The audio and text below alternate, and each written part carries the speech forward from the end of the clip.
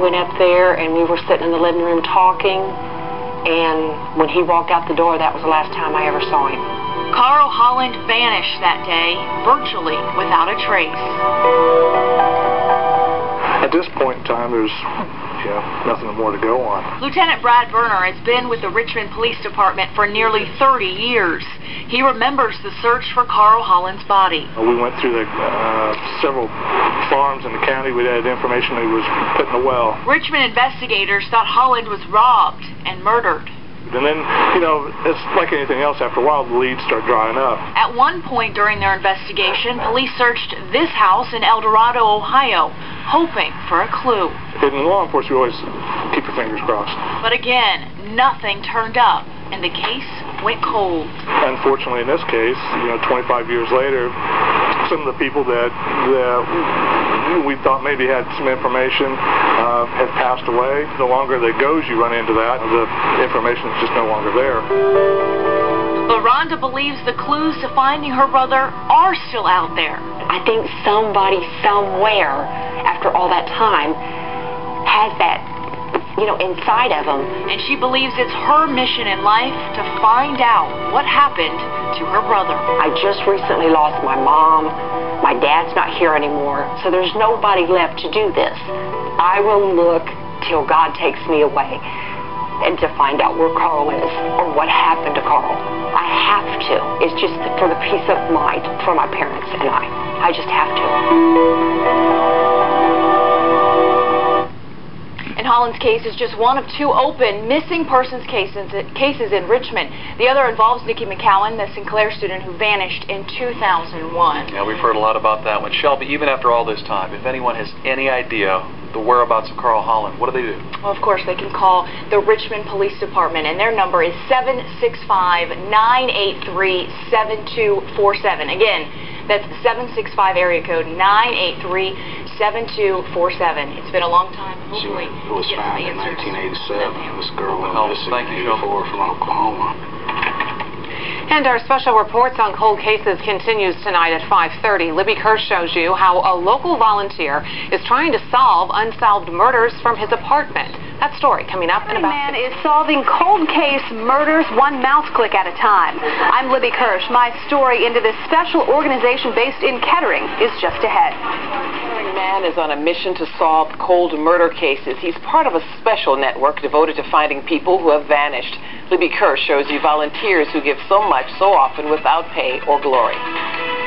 So there was a volunteer button on there, and I just clicked on it, and next thing you know, there I am. Rocky Wells was surfing the internet and came upon a website for a group called the Doe Network.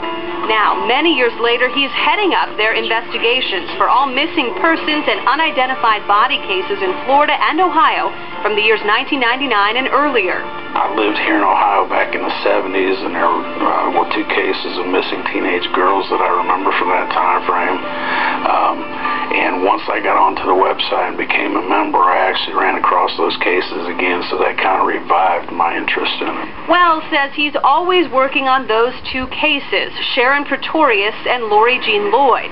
But he spends about 20 hours a week working on other cases as well. This is a possible match.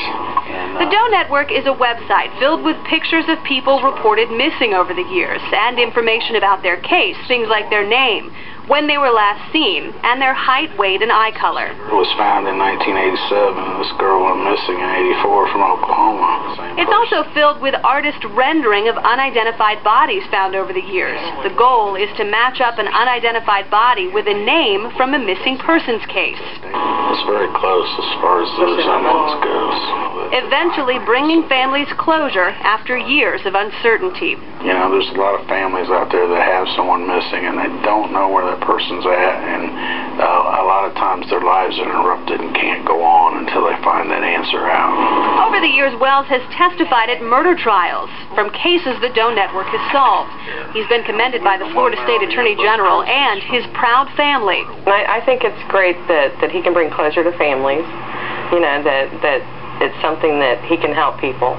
You can actually add information on missing persons cases to the Doe Network's website. It's doenetwork.org. But if you're interested in a more recent missing persons case, this is their sister website. It's called the North American Missing Persons Network, NAMPN.org.